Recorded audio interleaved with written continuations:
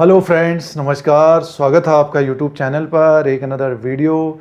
और इंडसइंड बैंक की बात करने की कोशिश करते हैं। इसमें पिछले कुछ समय से दबाव आ रहा है, तो दो तीन बातें आप लोगों को बताने की कोशिश करते हैं। अगर आप बाय कर रहे हैं, ट्रेड कर रहे हैं या इन्वेस्टमेंट कर रहे हैं, एक तो ग्रुप के अंदर कुछ तकरार की खबरें आ रही हैं। तो ये ग्रुप काफ़ी बड़ा ग्रुप है, काफ़ी पुराना ग्रुप है। प्रेमचंद जी इसके फाउंडर थे, उनके 4 बेटे हैं और 4 बेटों में जो 4 बेटों का भी काफ़ी उम्र हो गई, तो उनके बच्चे हैं, उनके बच्चों के बीच में कुछ प्रॉब्लम चल रही है और तकरार चल रही है। इसमें जो तकरार की खबर आ रही है, ब्रिटेन का जो कोर्ट है उसने आदेश दिया है कि एसपी हिंदुजा की जो डॉटर है वो संभालेंगी दायित्व। तो ये खबर आने वाले समय में बनी रहेगी, बट ग्रुप ने ये कहा है कि जो प्रमोटर्स हैं उन लोग खरीदारी कर रहे हैं, पिछले कुछ समय से खरीदारी भी की है इन्होंने, और उसको आपको रिकॉर्ड दिखाने की कोशिश करेंगे। 0.25 की खरीदारी की है, लगभग 85 करोड़ के शेयर्स खरीदे हैं। तो यानी मीन्स प्रमोटर खरीद रहे हैं, तो आने वाले समय में खबर बनी रहेगी। इस खबर की वजह से दबाव है, ये आप लोगों को बताना था। और दूसरा, टेलीकॉम सेक्टर में भी आने वाले वोडाफोन आइडिया का हियरिंग होगा, तो उसमें उस वक्त भी दबाव रहेगा। तो इसलिए आपने देखा होगा पिछले कुछ समय से इंडसइंड बैंक में जो तेजी थी उसमें अब प्रेशर बना हुआ है। लगभग 470 का अच्छा सपोर्ट है इसकी वजह से स्टॉक वहाँ तक आ रहा है, फिर थोड़ा सा बढ़ रहा है। तो अब आने वाले समय में देखिए, ये खबरें एक तरह से ख़त्म हो जाएंगी और जो रहेगा फिर क्वार्टरली रिजल्ट में किस तरह की ग्रोथ रहती है उसके अनुसार फिर स्टॉक कारोबार करेगा।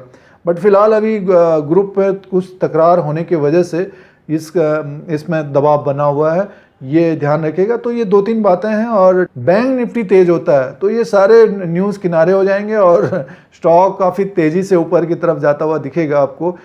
इसको आप लोगों को टेक्निकली दिखाने की कोशिश करते हैं कि जिसमें कहाँ से ये ऊपर की तरफ जाएगा। पिछली बार लगभग 400 के आसपास था, तो वहाँ से बताया था कि पिछली वीडियो में लगभग 550 570 तक जाएगा। वहाँ से फिर एक करेक्शन आया, प्रॉफिट बुकिंग आ गई और ये खबर भी आ गई तकरार की, तो उसके वजह से फिर अब दबाव बना हुआ है। कुछ करेक्शन भी हो रहा है निफ्टी में भी, तो करेक्शन हो रहा है तो उसमें मौका ढूंढिए, तेज हो सकता है। अभी भी ये इस बैंक में तेज़ी होने की उम्मीद है। अच्छा ग्रुप है, बट ये है कि कुछ ना कुछ खबरें निकल के आई जाती हैं, तो उसके अनुसार शॉर्ट टर्म के लिए दबाव बना हुआ है। अब आप लोगों को टेक्निकली इसका जो रेजिस्टेंस, सपोर्ट, लेवल, टारगेट क्या हो सकते हैं आने वाले समय में, तो उसको चार्ट के अनुसार अब देखिए। इसमें जो ट्रांजैक्शन बताए गए हैं उसमें से एक बीच में आप देख सकते हैं श्रीनिवासन रेड्डी का। अगर आप इसको हटा देते हैं तो बाकी देखिए, ये इंडसइंड इंटरनेशनल होल्डिंग लिमिटेड ये हुआ था 22/6/2020 को खरीदा गया है, 23/6/2020 को खरीदा गया है। मार्केट परचेसिंग है लगभग 50,000 क्वांटिटी है। और ये 18/6/2020 को मार्केट से खरीदा गया। और जो इक्विटी शेयर्स हैं 1,39,000 के आसपास है। फिर 16 को भी खरीदा गया है, लगभग 2 लाख इक्विटी शेयर्स खरीदे गए हैं। और ये देखिए, यहाँ पे 5 लाख के आसपास मार्केट परचेज 12 और 15 के बीच खरीदे गए हैं। तो लगातार ये खरीदारी हुई है पिछले कुछ समय से। लगभग 8 तारीख से ये खरीदारी की है 22 तारीख तक। हिंदुजा ग्रुप को और इसमें अपनी हिस्सेदारी बढ़ानी है, बट आरबीआई से परमिशन लेना पड़ेगा, तब वो हो पाएगा। इसी कारण आपने देखा होगा कि स्टॉक ऊपर की तरफ जा रहा था। अब आप लोगों को चार्ट के माध्यम से दिखाने की कोशिश करते हैं, जिन्होंने ऊपर के लेवल पे लिया है या लेना चाहते हैं इस खबरों के बाद, इसमें इन्वेस्टमेंट करना चाहते हैं या ट्रेडिंग करना चाहते हैं, तो उसके अनुसार आपको बताने की कोशिश करते हैं। चार्ट देखिए, ये इंडसइंड बैंक का चार्ट लगा हुआ है और इसमें तेज़ी बनी हुई है। बट पिछले कुछ समय जो खबरों की वजह से इसमें थोड़ा सा प्रेशर बना हुआ है, दबाव बना हुआ है। लगभग 489 के आसपास है। और ये रेट मान के चलिए 10,000 के आसपास था, तब भी ऊपर की तरफ जा रहा था, तेज़ी थी, बनी हुई थी। और 560 और 570 से ये फिर इसमें प्रेशर आया, प्रॉफिट बुकिंग आई और खबर भी आई, तो उसके वजह से दबाव है। अब इसका एक जो मजबूत सपोर्ट है 470 के आसपास है। अगर उसको ब्रेक करके नीचे की तरफ बंद होता, तब आपको फिर ये जब बताने की कोशिश थी, लगभग 400 के आसपास था, तो बताने की कोशिश थी कि इंडसइंड बैंक में अच्छा खासा तेज हो सकता है आने वाले समय में। और उसका कारण ये था कि इनमें हिस्सेदारी लेना था, प्लस एक वोडाफोन आइडिया भी, प्लस ये है कि टेलीकॉम सेक्टर में एक तरह से राहत मिलने की खबर थी, तो उसके वजह से भी ऊपर की तरफ जाने की कोशिश कर रहा था।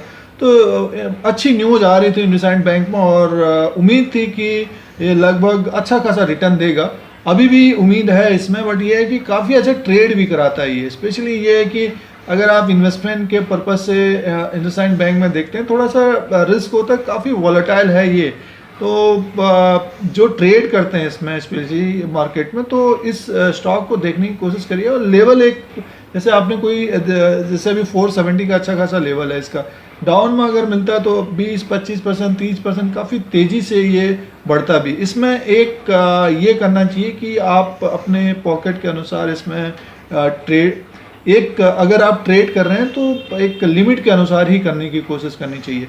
फिलहाल देखिए ये 487 के आसपास चल रहा है, तो इसमें अब अगर ऊपर की तरफ अगर जाता है, डेली वाइज में देखते हैं, देखिए डेली वाइज में काफ़ी उतार चढ़ाव रहता है इसमें। देखिए इस तरह से कैंडल बने हुए हैं, और ये पिछले लगभग 330 से ये लगातार बढ़ रहा था। कमजोरी कम थी इसमें, गिरावट कम थी, बट बढ़ रहा था। अभी एक ड्रॉप आया है लगभग ऊपर के लेवल से, लगभग 540-550 के आसपास से, और फिर ये ऊपर की तरफ जाने की कोशिश कर रहा है अभी।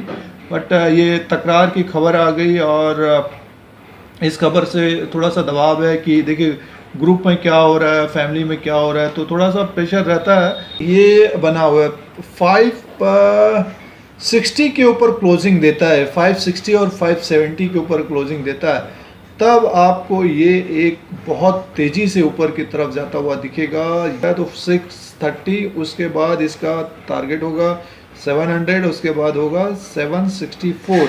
आप लोगों को इसमें RSI लगाने की कोशिश करते हैं, उससे आप लोगों को थोड़ा सा ज़्यादा क्लियर आएगा कि क्या टारगेट हो सकता है, क्या सपोर्ट हो सकता है। देखिए ये RSI और मूविंग एवरेज का अच्छा इससे आप गैस कर सकते हो कि ऊपर के लेवल पे और सपोर्ट और रेजिस्टेंस क्या होते हैं। रिलेटिव स्ट्रेंथ इंडेक्स देखिए इसका क्या चल रहा है अभी, वो देखते हैं पहले।